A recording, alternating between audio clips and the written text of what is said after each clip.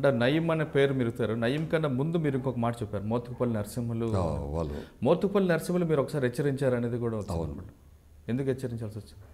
అన్ని కామెంట్స్, ఎదురు తిరగడము, ఒక శవన్ వీరవెల్లి అనుకోండి, అది మైక్రోవేవ్ స్టేషన్ అటాక్లో అంతకుముందు ఒకరిని పట్టుకొచ్చాము. వాడికి పక్కా మిలిటెంట్. సరే అని వదిలిపెట్టేసి ఇదాక వాడు పోయి ఊరి పెట్టుకున్నాడు. డిఫరెంట్ రీజన్స్, వాడు ఫైనాన్షియల్, పోలీస్. లాకప్ డెత్ అది? లాకప్ డెత్, కస్టడీ డెత్ కాదు, వాడు ఇంటికాడ. ఓకే, మేము ఇంటికాడ పోయి పంచాలి, ఇంటి దగ్గర వాళ్ళందరూ చూస్తుంది, కస్టడీ లేదు.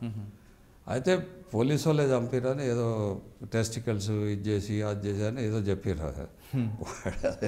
చెప్పి న్యూసెన్స్. ఆయన జనార్దన్ రెడ్డి అప్పుడు కాంగ్రెస్లో ఉండేది, పిసిసి చీఫ్, ఏదో పిచ్చి పిచ్చిగా పర్సనల్ అటాక్ స్టార్ట్ చేశాడు. ప్రవీణ్ ప్రకాష్ గారు మీరు ఇట్లా చేస్తే బాగుండదు, నేను కూడా మాట్లాడగలుగుతా, నాకు కూడా హద్దు ఉంటుంది, మా డ్యూటీ మేము చేస్తున్నాము, 10 గంటలు నేను రాస్తా రోకో చేస్తే నేను ఊరుకోను, నేను ఎమ్మెల్యేగా ఏమన్నా కాదు, ఈ మస్ట్ వెకేట్ అని దాంట్లో కొద్దిగా జరిగింది.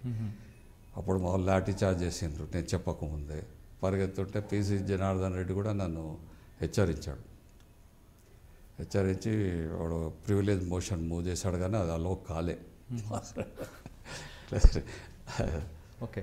అండ్ నెక్స్ట్ మీరు నయీం పేరు క్లిప్ చేశారు. నయీం అనే క్యారెక్టర్ అక్కడ భువనగిరిలో ఇంత స్థాయి వస్తుంది, అసలు కోవర్ట్, అసలు నక్సలైటెడ్, ఆ నక్సలైట్ కోవర్ట్కి ఎవరు మార్చారు నయీం?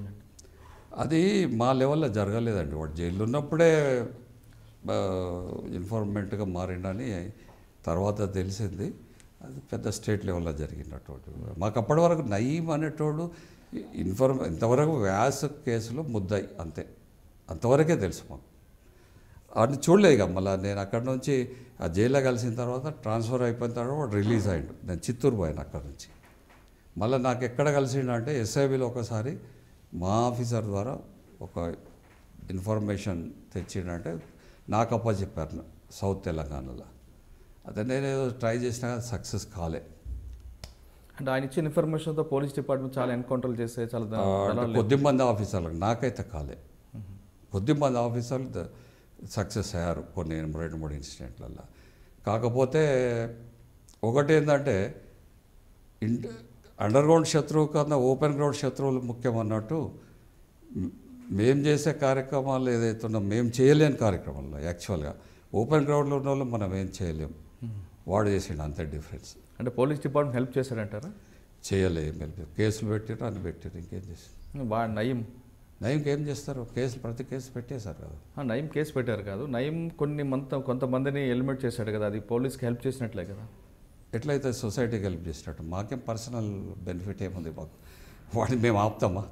వాడికి శత్రువు. పోలీసులు చెప్తేనే వాళ్ళు చేశాడు అని పోలీసులు చెప్పకుండా చేస్తాడు.